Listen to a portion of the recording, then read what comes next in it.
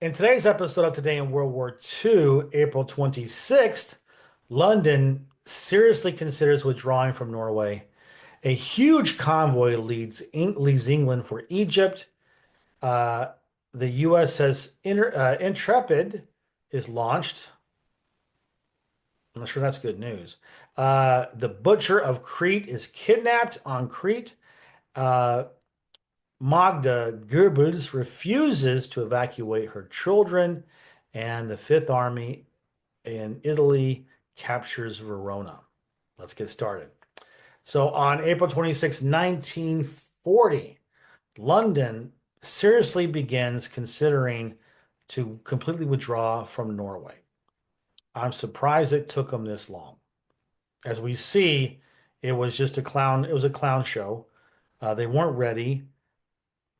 I mean, obviously, you have to fight the enemy. I'm not faulting their intentions. I'm not faulting their effort. It's just that this time of the war, they weren't very good. The French weren't any better, as we've seen, as I've been chronicling in this video series. It just shows how unprepared they were, and it just goes to show that you can have a peacetime army and while it may have supplies and it may have enough men, if you don't train hard all the time to be ready for war, then this happens when you're called to go under fire and fight against an enemy that is prepared, has been training, and that just goes to show you that there has to be eternal vigilance on the side of the free world. Um, the Europeans now are going to have to do that because they're being left hanging by the United States. I hope they will do a better job now than in the late 30s, which France and Germany were not prepared. France and England, Britain, United Kingdom were not prepared for. On April 26, 1941, a huge convoy leaves Scotland for Egypt. And this convoy contained 295 tanks, okay, which is interesting. Now, I don't know if Rommel ever had that many tanks in the Afrika Korps, but these were heading for Egypt. And I tell you what, the attrition, logistics, what I've been talking about this entire series is that you had to, I mean, Rommel and the Germans in general, the Japanese in the Pacific, they had to sink and sink and sink and sink and sink and sink uh, the LSTs, the ships, more, and by the time the U.S. full industrial might came online, they were building a new ship every 7 days, and they got, that was what won the Battle of the Atlantic. Yes, the Royal Navy and the Canadian Navy. U.S. came late, but they're the ones that defeated the U-boats. But even if they weren't able to, they still would have gotten enough supplies over, albeit with heavy losses, because they simply were producing more ships than the Germans could sink. And on the battlefield, let's just focus right now on North Africa.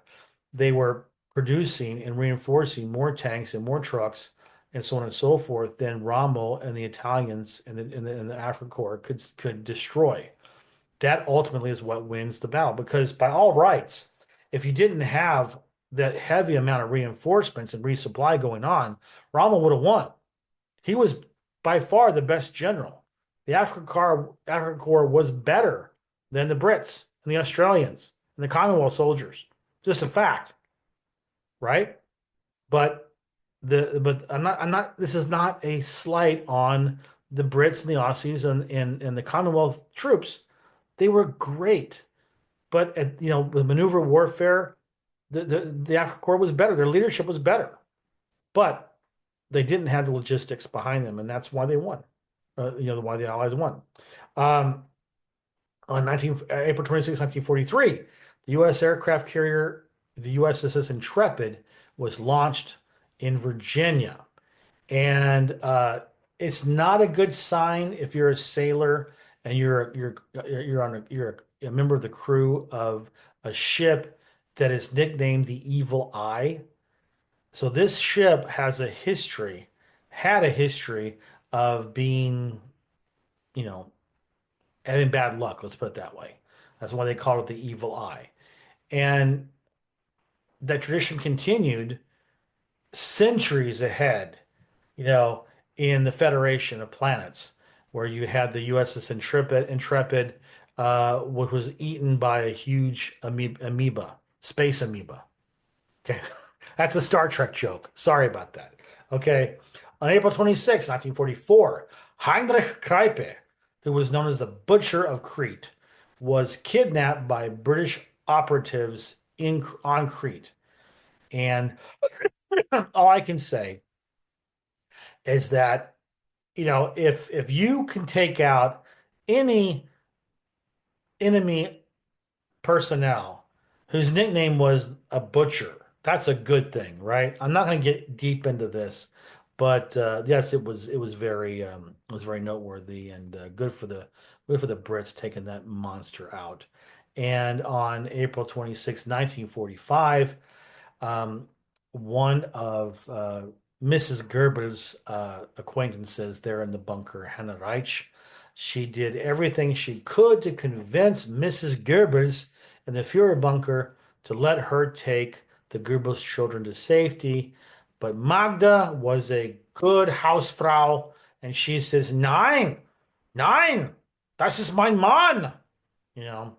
And so by doing so, she became one of the worst mothers in the history of motherhood by allowing her husband to poison all six of her children and her too. So good for Magda. Good for her, right? Oh my gosh, women, wake up.